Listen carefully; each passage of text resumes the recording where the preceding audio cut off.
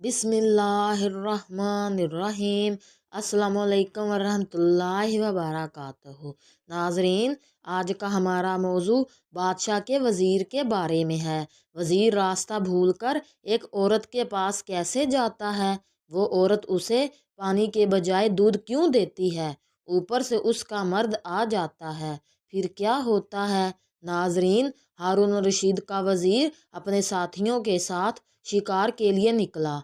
शिकार करते करते उसके साथी पीछे रह गए और आखिरकार वो अपने साथियों से बिछड़ गया। सहरा की तेज गर्मी में जब उस पर प्यास का गलबा हुआ तो इसने इधर उधर देखा। उसे एक खैमा दिखाई दिया।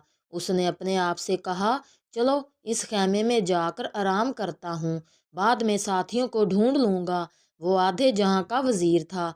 कहता है कि जब मैं करीब पहुंचा तो एक हसीनो जमील जवान औरत को देखा जो खैमे में तन्हा बैठी हुई है। नाजरीन, अरब लोग मेहमानों को बहुत दोस्त रखते हैं। जैसे ही उस औरत ने मुझे देखा तो सलाम किया और कहा, अंदर तशरीफ़ ले आए। मैं खैमे के अंदर चला गया। उस औरत ने मुझे बैठने के लिए कहा। मैं जब खैमे में बैठ गया तो मैंने उसे कहा, मुझे बहुत प्यास लगी है। उसका रंग तब्दील हो गया और कहा, क्या करूं, मुझे मेरे शोहर की इजाज़त नहीं है कि मैं तुमको पानी दे सकूं, लेकिन मेरे पास दोपहर के खाने के लिए दूध रखा हुआ है, तुम दूध पी लो, मैं दोपहर का खाना नहीं खाऊंगी। वज़ीर कहता है, मैंने दूध पिया। वो औरत मुझसे बातें नहीं कर रही थी। अचानक मैंने देखा कि उसकी हालत गैर हो रही है। क्या देखा कि दूर से एक काले रंग वाला शख्स आ रहा है।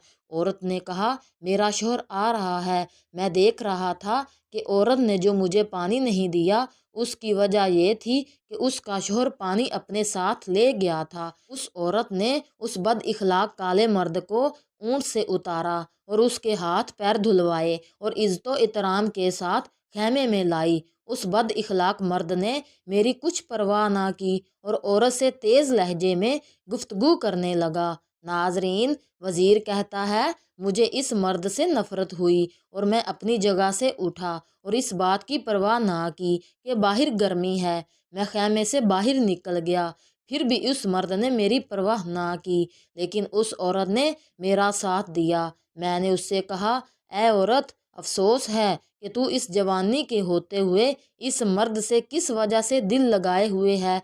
पैसों की खातिर? वो भी नज़र आ रहा है कि उसके माली हालात बेहतर नहीं हैं, तो इसके साथ इस बेआबा में रह रही है, या इसके इखलाक की वजह से? ये भी मुझे पता चल गया है कि इसका इखलाक कितना अजीब है, या इसकी खूबसूरती की वजह से तो ये बूढ़ा रंग और रूप का भी अच्छा नहीं है। तुम किस वजह से इसके साथ रह रही हो?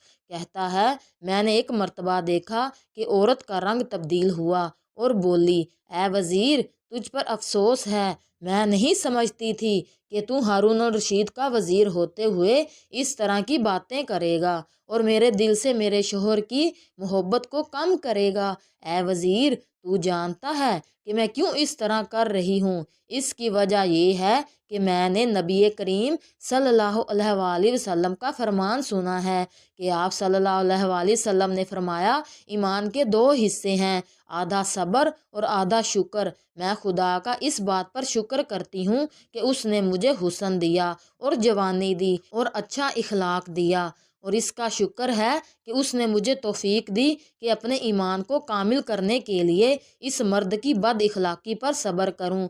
दुनिया ख़त्म हो जाएगी और मैं चाहती हूँ कि मेरा ईमान कामिल हो जाए और कामिल ईमान के साथ इस दुनिया से चली जाऊं। इसलिए मैंने शुक्र और सब्र का दामन नहीं छोड़ा। नाजरीन, अल्लाह ताला हमें भी तमाम हालात में सब्र और शुक्र का मुजाहरा करने की तौफीक अता फ़रमाए।